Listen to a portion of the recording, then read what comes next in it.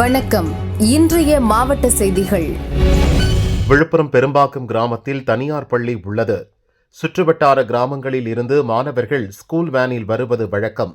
இன்று வழக்கம்போல் மாணவர்கள் வேனில் ஏறினர். திடீரென பெரும் சத்தத்துடன் வேனில் இருந்த தீயணைப்பு கருவி வெடித்து சிதறியது. கருவியில் இருந்த கெமிக்கல் வேன் முழுவதும் பரவியது. சம்பவம் நடந்தபோது வேனில் சுமார் 30க்கும் மேற்பட்ட குழந்தைகள் இருந்தனர். கெமிக்கல் பரவியதால் குழந்தைகளுக்கு மூச்சு திணறல் ஏற்பட்டது. பாதிக்கப்பட்ட குழந்தைகள் தோகைப்பாடி ஆரம்ப சுகாதார நிலையத்தில் அட்மிட் செய்யப்பட்டனர். அதிர்ஷ்டவசமாக உயிர் சேதம் ஏற்படவில்லை. சம்பவம் குறித்து போலீசார் விசாரிக்கின்றனர். பள்ளி வேனில் தீயணைப்பு கருவி வெடித்த சம்பவம் பெற்றோர்களிடையே பெரும் பரபரப்பை ஏற்படுத்தியுள்ளது.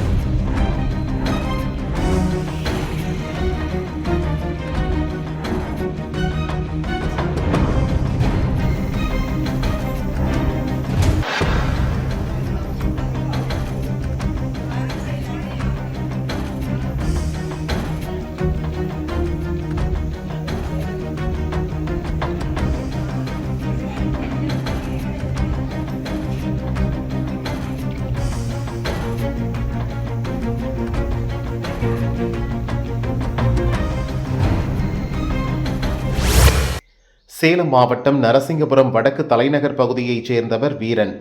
சில மாதங்களுக்கு முன் உடல்நலம் பாதிக்கப்பட்டு உயிரிழந்தார். வீரன் வீட்டிற்கு அருகில் திமுக நகர துணை செயலாளர் பரமசிவம் வசிக்கிறார்.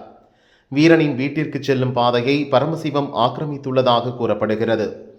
இது தொடர்பாக கலெக்டர் பிருந்தாதேவியிடம் வீரன் குடும்பத்தினர் புகார் கொடுத்தனர். ஆக்கிரமிப்புகளை அகற்ற நகராட்சி கமிஷனருக்கு கலெக்டர் உத்தரவிட்டதாக கூறப்படுகிறது.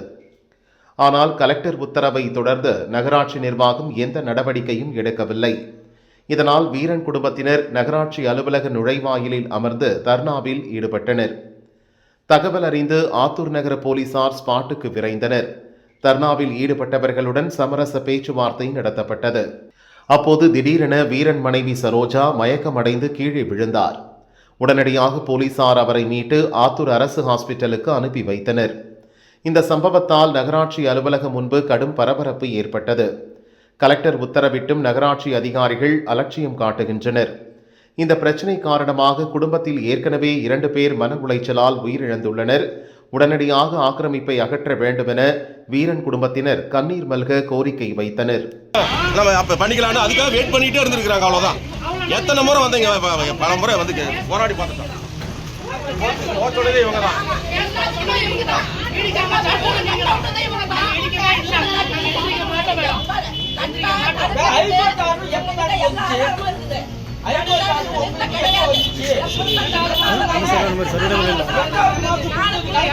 நீங்க ஏன் 2வது மாசம் வரைக்கும் பண்ணல? எனக்கு அதுக்கான ப்ராப்பரா டீடைல் கொடுத்துருக்கேன். நான் எந்திரிக்கிறேன் மேடம். 1 month தான் டைமிங். அவங்க வந்து தெளிவாக நான் கலெக்டர் ஆஃபீஸில் கேட்டேன். 15 days for form 6, 15 days for form 7. அதுக்குள்ளார நீங்கள் முடிச்சிருக்கோம். அப்படி உங்களுக்கு இன்னொரு டைம் வேணும்னா another 15 days நீங்கள் எலெக்ஷன் பண்ணியிருக்கலாம். 45 days ஆல்மோஸ்ட் 4 months நீங்கள் எலெக்ஷன் பண்ணலை. What was the reason? ஏன் நீங்கள் 2வது மாதம் வரைக்கும் அவங்க ஒரு கேஸ் போட்டு அதுக்கு ஜட்ஜ்மெண்ட் வர்றதுக்கு ரீசன் சொல்லுங்கள். நகராட்சி ஆணையாளர்கிட்ட பேசினாலும் அவங்களும் முறையாக எந்த ஒரு பதிலும் சொல்ல மாட்டேங்குது. இதுக்கு அவங்க முறையான ஒரு பதிலையும் சொல்லணும்.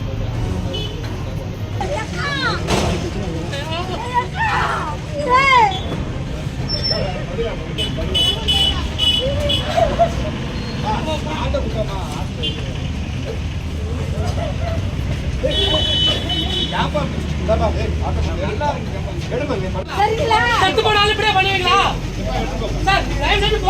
செத்தாலும்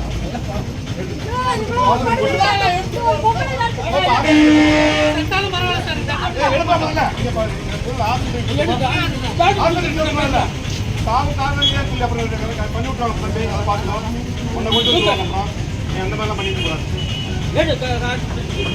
நினைக்காத அப்புறம்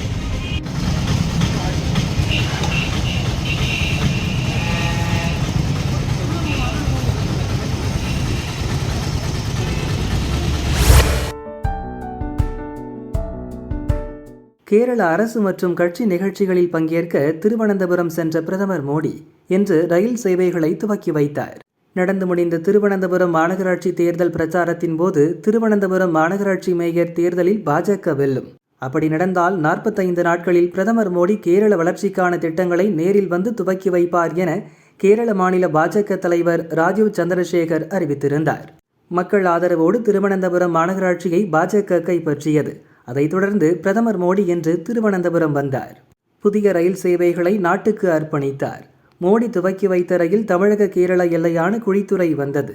அங்கு கன்னியாகுமரி மேற்கு மாவட்ட பாஜக சார்பில் மாவட்ட தலைவர் சுரேஷ் தலைமையில் 500க்கும் மேற்பட்டோர் ரயிலுக்கு வரவேற்பளித்தனர்.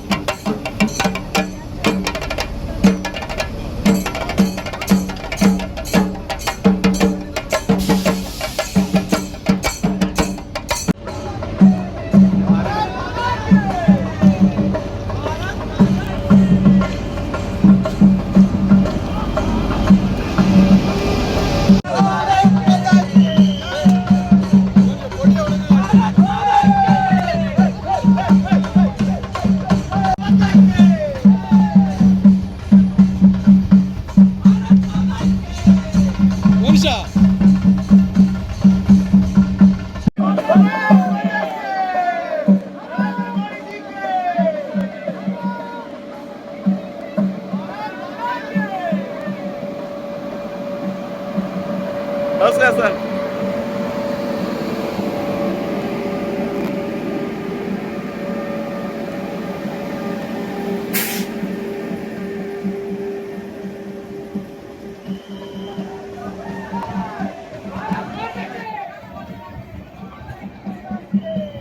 ஒரு போக்குவரத்து என்பது ஒரு நாட்டிற்கு மிக முக்கியமான விஷயம்.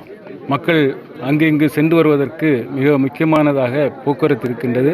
அந்த வகையிலே நம்முடைய மோடி அவர்கள் எல்லா ரயில்வே ரூட்டுகளை எல்லாம் இரட்டை ரயில் பாதைகளாக மாற்றி அதிவேகமாக இந்த ரயில்கள் இயக்குவதற்கான பணிகள் எல்லாம் செய்து வருகின்றார்கள். இன்று இந்த அமிர்த பாரத் எக்ஸ்பிரஸ் ஆனது ரிசர்வேஷன் இல்லாமல் எப்போ வேணாலும் யார் வேணாலும் ஏறி போகக்கூடிய சூழ்நிலையில் அமைக்கப்பட்டுள்ளது. இதில் 10 ரயில் பெட்டிகள் பர்த்தாகவும் படுக்கை வசதியுடனும் மற்ற 10 ரயில் பெட்டிகள் இருந்து போகக்கூடிய சாதாரண பெட்டிகளாகவும் இருக்கின்றன. இவை அனைத்தும் மலிவு விலையில், அதாவது குறைந்த கட்டணத்தில் ஏழை மக்களும் பயன்படுத்தும் விதமாக அமைந்துள்ளது. மோடிக்கு நாம் தமிழகம் சார்பாகவும் பாரதிய ஜனதா கட்சி சார்பாகவும் அனைத்து ரயில் பயணிகள் சார்பாகவும் நன்றியையும் வணக்கத்தையும் தெரிவித்துக் கொள்கின்றோம்.